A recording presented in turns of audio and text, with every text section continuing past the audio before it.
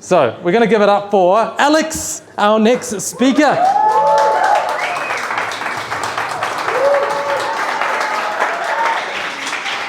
waited. Oh, we're going to do this awkward thing again. Okay, you do it. Oh, let's give it up.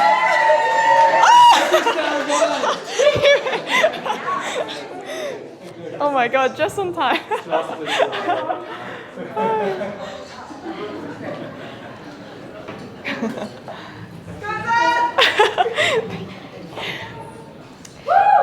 So for so many years, I told the same sob story over and over again. My sister was mean to me and bullied me growing up throughout childhood, and that's why I have a low self-esteem and all these insecurities and problems. In my mind, I was the innocent victim and she was the bad person for hurting me. So I used to listen to this Taylor Swift song when I was younger called Mean, and in it she says, "One day I'll be living in a big old city and all you're ever going to be is mean." And I thought, yeah, one day I'm going to be rich and successful, I'm going to be sharing my story on stage like this, and everyone's going to show me sympathy and feel sorry for me, and she'll just be bumming it or something like that.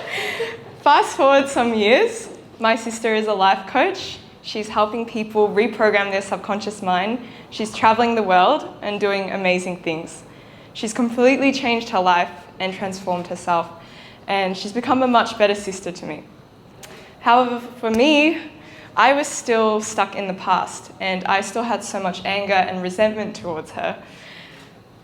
I knew that I needed to let go of the past, so I tried everything I could to heal and move forward.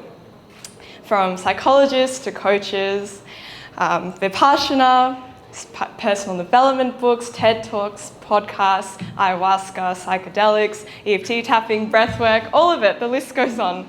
I even got into Scientology at some point.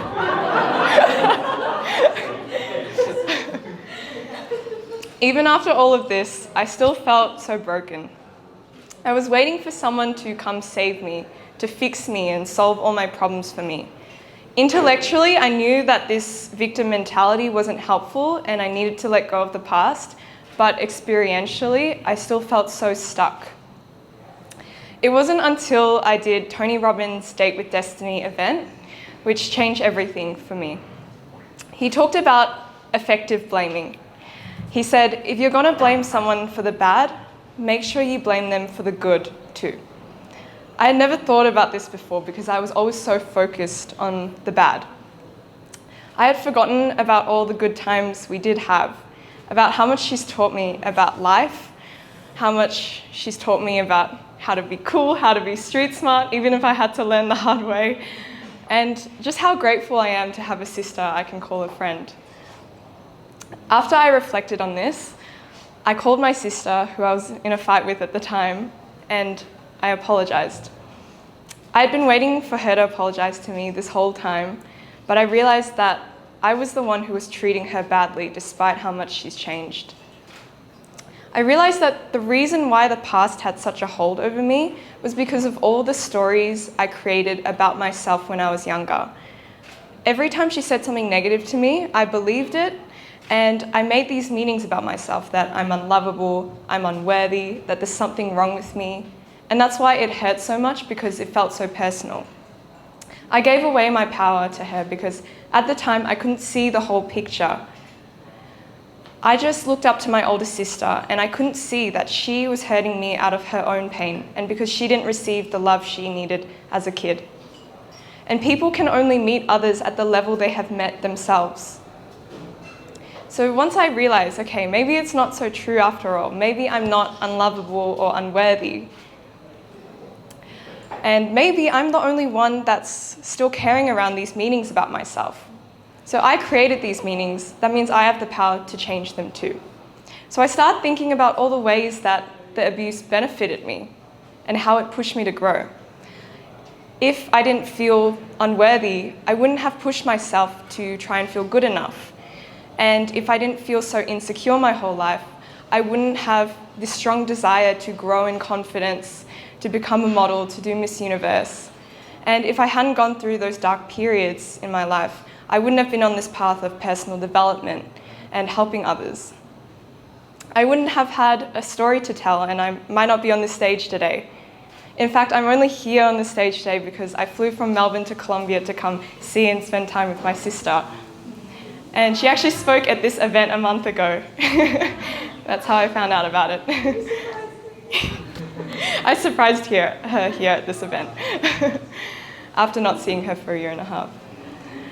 So I want to leave you all with this message today, that if you want to change your life, you have to change your story. I want you to ask yourself, what new and empowering meanings can you create about your life's events that will help you move forward and heal from the past? Instead of being a victim like I once was, you can be a victor. You have the power to save yourself. Thank you.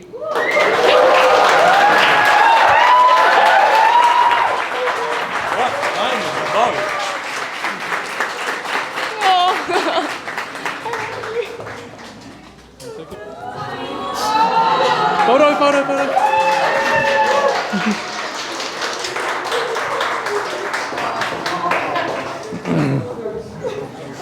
What a touching message. So sweet. The timing of both these ladies.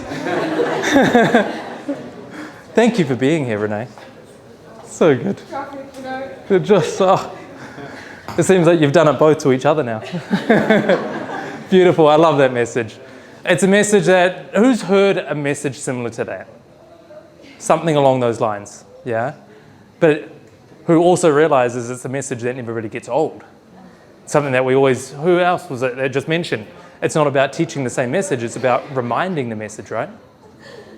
It's about having the reminders and coming back to ourselves, and the way that Alex articulated it. Alexandra? Maybe it's landed with some of you differently than what you've heard it in the past, and especially with that sense of real heartfelt emotion. It was such a beautiful message. Thank you. Really great.